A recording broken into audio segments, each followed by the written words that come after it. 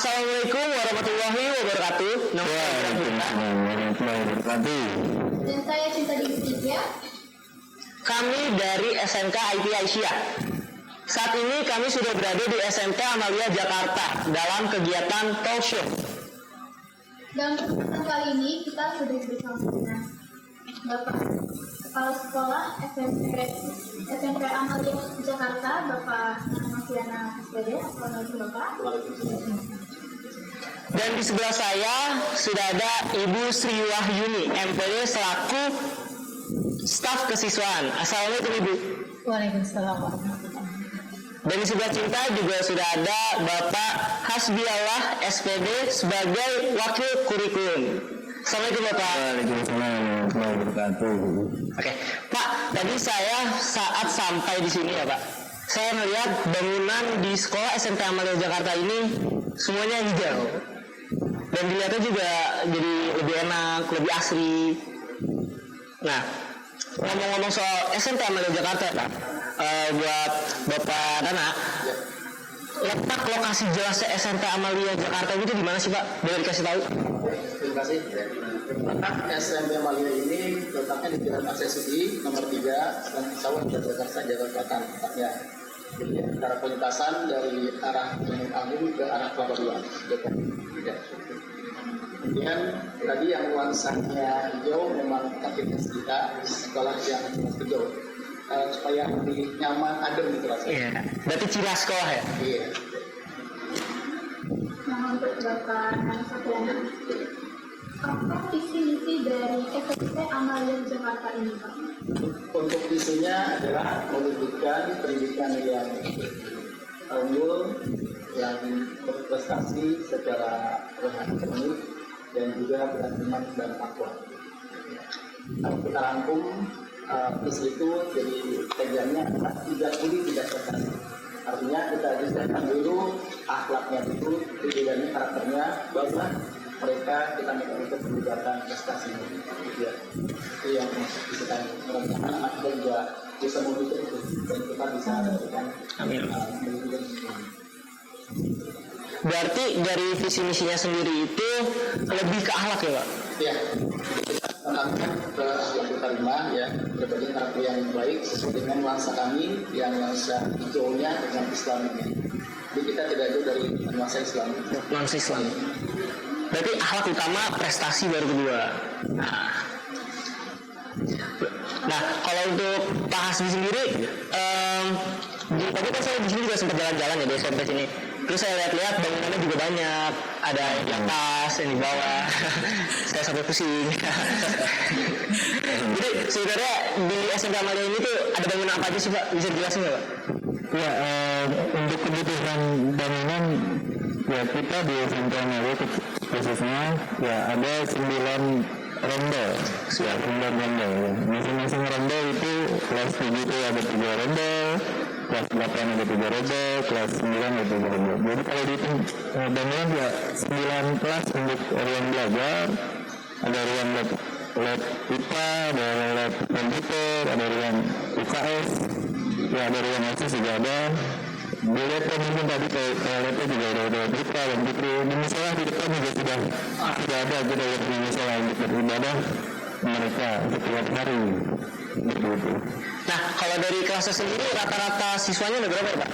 Buat tahun ini atau tahun sebelumnya? Ya untuk tahun ini alhamdulillah kita ada di kelas 7 itu setiap rombongan itu ada 40. Ada 40. Ya sebenarnya memang karena kita pengaruh juga dengan pandemi ya kemarin agak sedikit ini awal itu kita terima tuh 125 jadi 122 dan untuk pandemi jadi kurang 40 sekarang di kelas 8 ada 41 setiap rombel di kelas 9 ada 30 setiap rombel ya jadi alhamdulillah kita bisa mudah-mudahan tahun ini juga bisa target kita ini 120 untuk tahun ini mudah-mudahan bisa tercapai di rombongan seperti itu.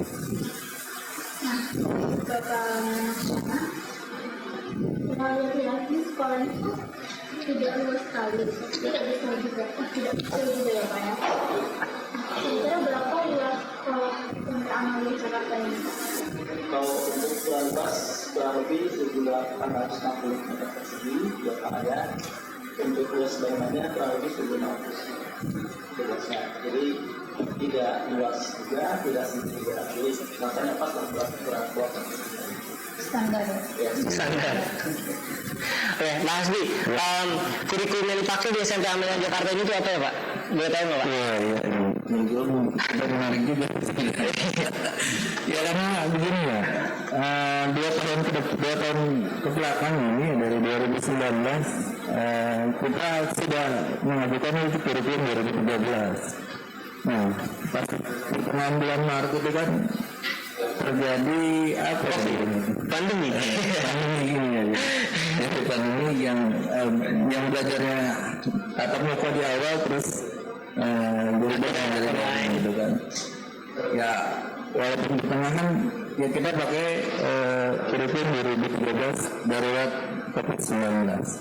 Ya, dan tahun 2020 dan 2021 sekarang ini kita pakai yaitu kurikulum 2013 darurat COVID-19. Kenapa ada daruratnya itu ya? Kenapa tuh? Kenapa tuh? Diketahui juga biar semua juga pada paham bahwa pemerintah sudah membuat aturan bahwa seluruh SMP harus pakai kurikulum darurat COVID-19. Kenapa? Di dalam kurikulum tersebut di setiap mata pelajaran itu disederhanakan, ya maksudnya disederhanakan begini. Yang tadinya misalkan materi matematika atau materi bahasa Indonesia banyak, hampir 13 materi itu bisa disederhanakan bisa di 6 atau itu di materi, ya biar lebih fokus karena belajarnya daring, ya lebih fokus lebih mengena kepada mereka semua seperti itu.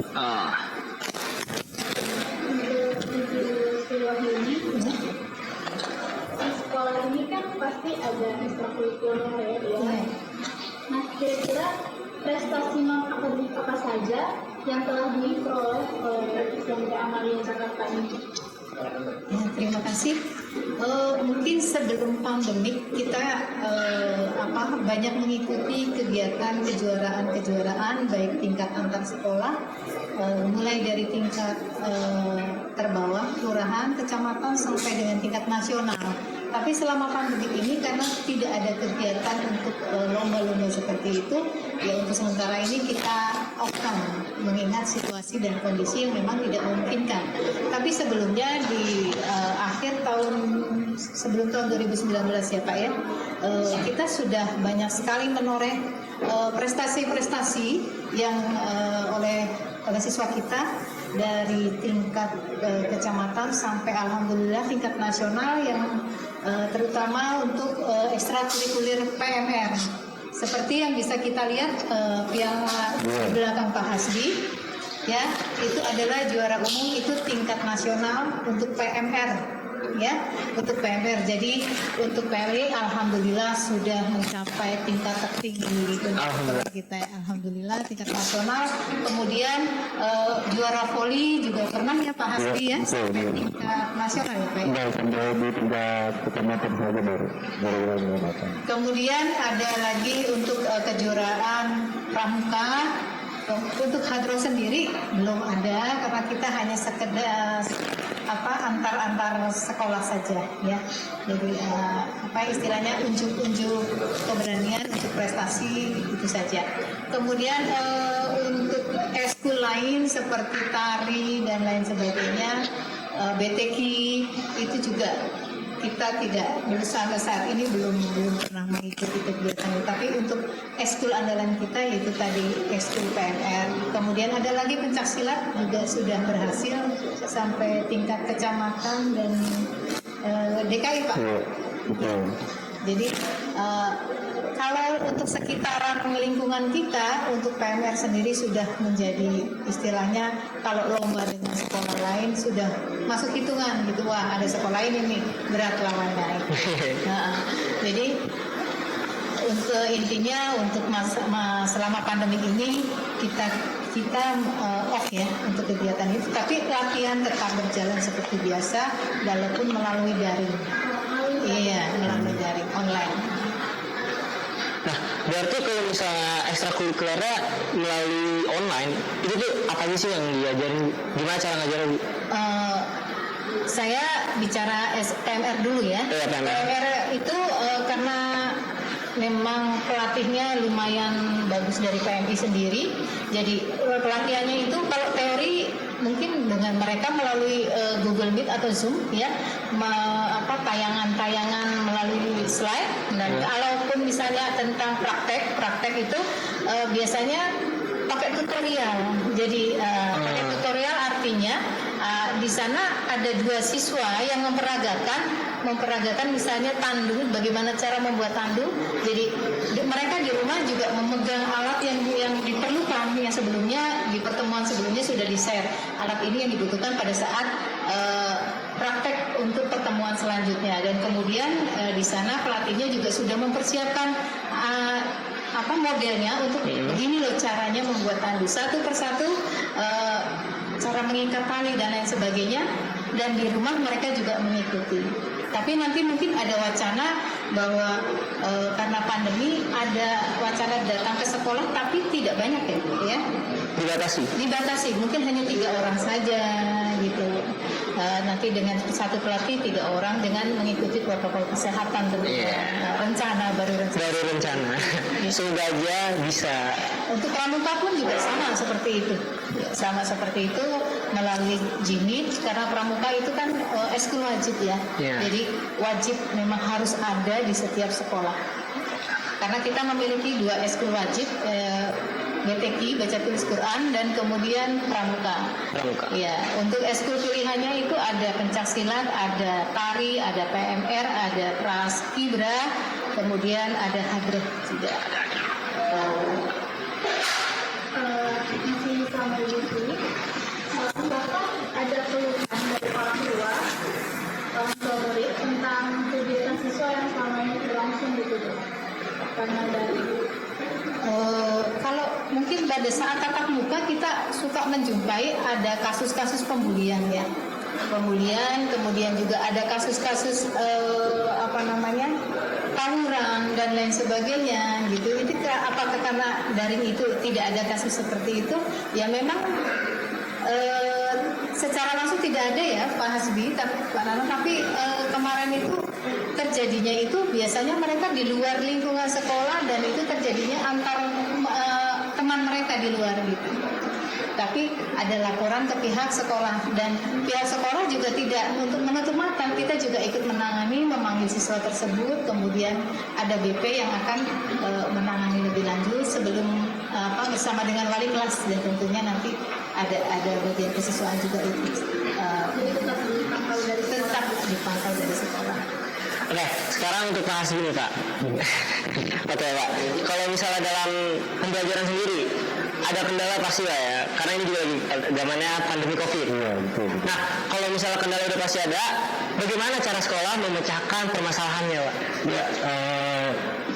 Ya perlu diketahui bahwa kendala-kendala yang ada di sekolah kita itu dan pertama adalah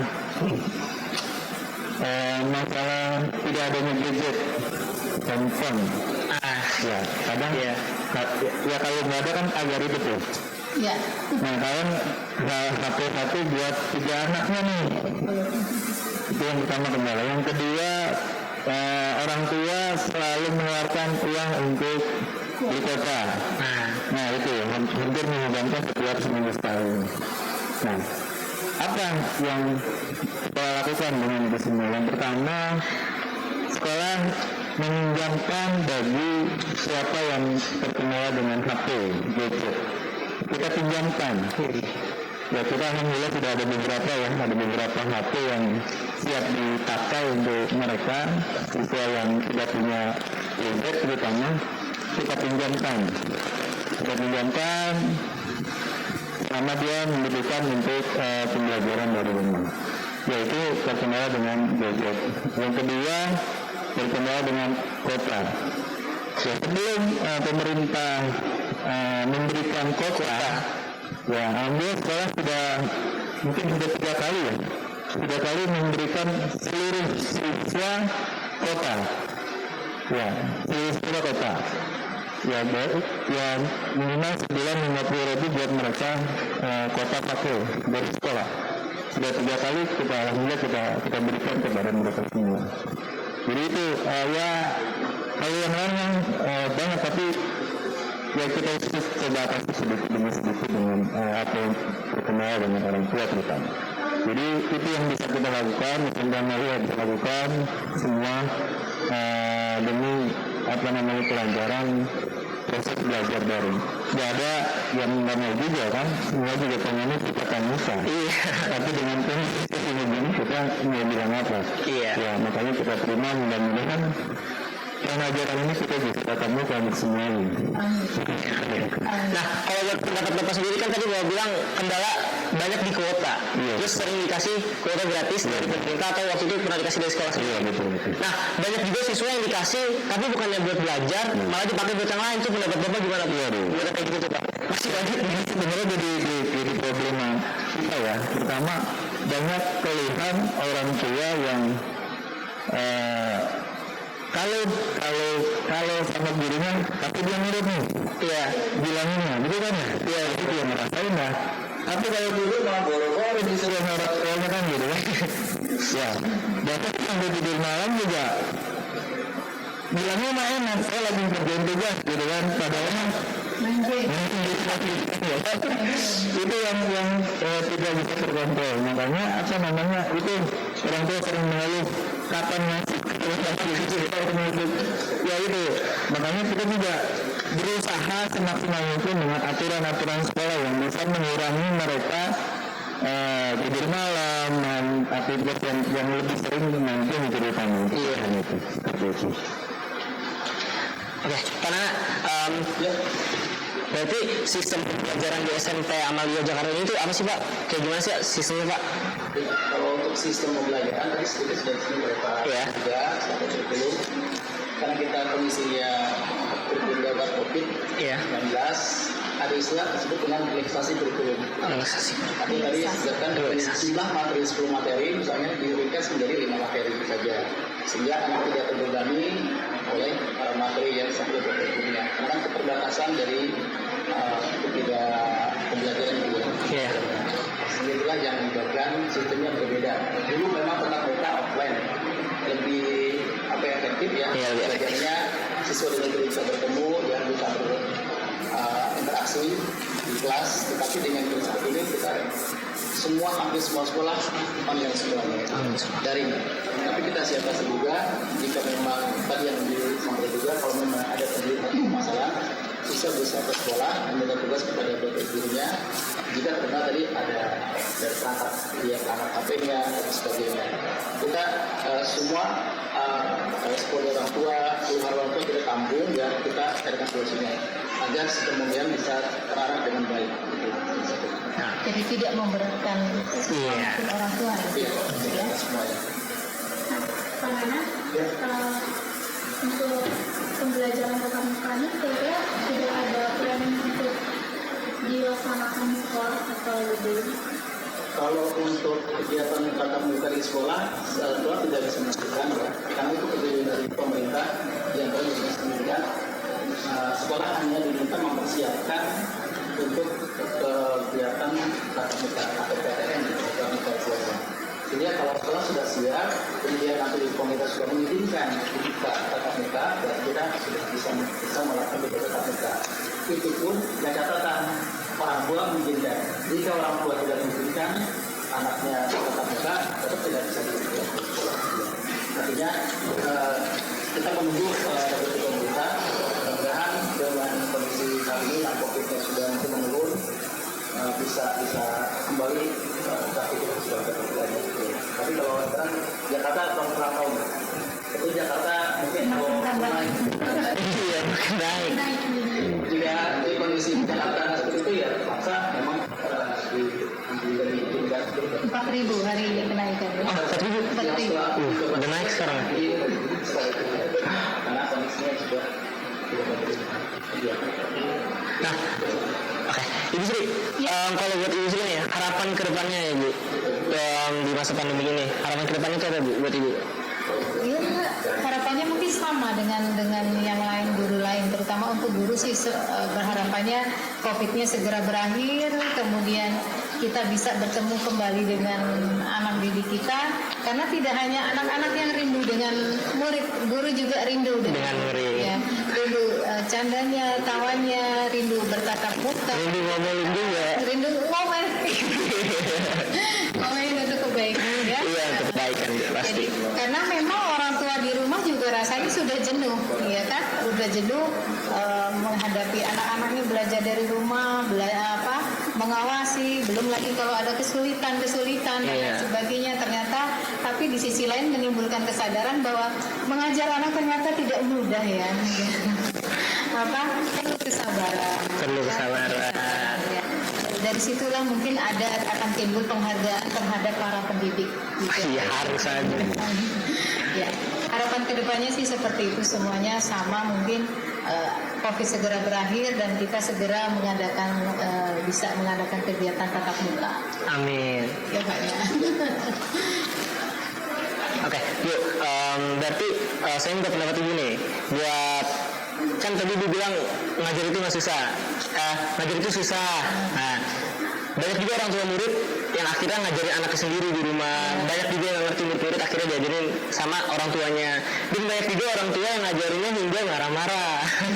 Nah, pendapat ibu gimana tuh? Buat yang orang tua marah-marah. Mungkin dia juga udah jenuh buat anaknya. Iya. Ya gitu. Ya gimana ya, kalau misalnya orang tua marah-marah di rumah karena memang situasi dan kondisi yang tidak mendukung untuk Mungkin juga ada banyak hal, ada banyak faktor yang membuat mungkin orang tua marah karena tidak secara akademik mungkin tidak memiliki ilmu bagaimana cara mengajar yang baik dan benar menghadapi anak-anak belajar dan lain sebagainya. Kemudian di sisi lain mungkin kan nggak semua orang tua itu pendidikannya tinggi, ya kan? Betul. Jadi mungkin salah satu faktornya seperti itu. Di sisi lain juga mungkin kesibukan anaknya nggak cuma satu, anak tiga yang memerlukan perhatian yang sama dengan namanya orang tua pengennya adil gitu. Yang satu SD, yang satu SMP, satu TK, semua online, kasihan juga kan? Juga orang tuanya mungkin salah satu penyebab dan faktor orang tua marah, tidak sabar dan lain sebagainya, dan itu bisa dimengerti. Nanti dari situ mungkin ya timbul ternyata perlu ilmu, perlu trik untuk menghadapi anak, cara mengajarnya bagaimana, menghadapi anak-anak yang susah belajar dan lain sebagainya, bagaimana akhirnya timbul penghargaan kepada bapak dan ibu guru gitu. Oke, kalau buat Pak Hasbi, komentar Bapak buat pendapat orang tua terhadap proses pembelajaran di rumah yang sekarang sedang berlangsung. Aduh, pendapat orang tua ya. Iya, orang tua lagi. Ya ada beberapa, ya mungkin sedikit kali ya orang tua yang berpendapat bahwa daring itu memang harus dilakukan. Memang ya nggak mau dilakukan karena memang kalau menurut survei kita yang sudah kita berikan kepada mereka, apakah mau tatap muka atau mau daring, ya ada sebagian orang tua yang memang tatap mau daring. Ya sebagian orang, karena memang dengan kondisi seperti ini masih ada sebagian orang tua yang masih takut untuk tatap muka. Makanya dia perlu harus daring ya bahasanya tersebut. Dan kebanyakan yang tadi disampaikan sama istri ini bahwa orang tua emang ya karena sudah lama belajar tatap muka, belajar daringnya, dan orang tua juga merasa anaknya lebih banyak megang HP daripada yang lain gitu kan, ya cenderung ya pasti pengennya tatap muka. Dan setiap ke sekolah kapan sih mulai tatap muka gitu. Sih ya itu yang lebih banyak seperti itu kalau di SMK Amalia khususnya ya. Karena memang ya mereka sudah, orang tua sudah benar-benar dulu rutinitas bangun pagi dia kadang nggak bisa bangun harus diapain caranya kan gitu ya. Iya, lagi belajar tetap tidur gitu kan, lagi belajar tetap bukan HP kan gitu ya. Jadi harus mandi dulu, kalau suruh gym ya, jogging harus ketemu pakai seragam. Lebih repot lagi orang tuanya kan, usahanya gitu ya. Jadi ya rutinitas itu yang mungkin beranggapan pengennya anak masuk sekarangnya harus seperti ini gitu ya. Biar ya terutama kita nih ya di sekolah yang pasti ada perbedaan antara belajar dari rumah sama belajar ini kota-kota. Kamu udah hampir tahun setengah nih. Iya, lanjutnya pasti udah lupa nih tatap mukanya.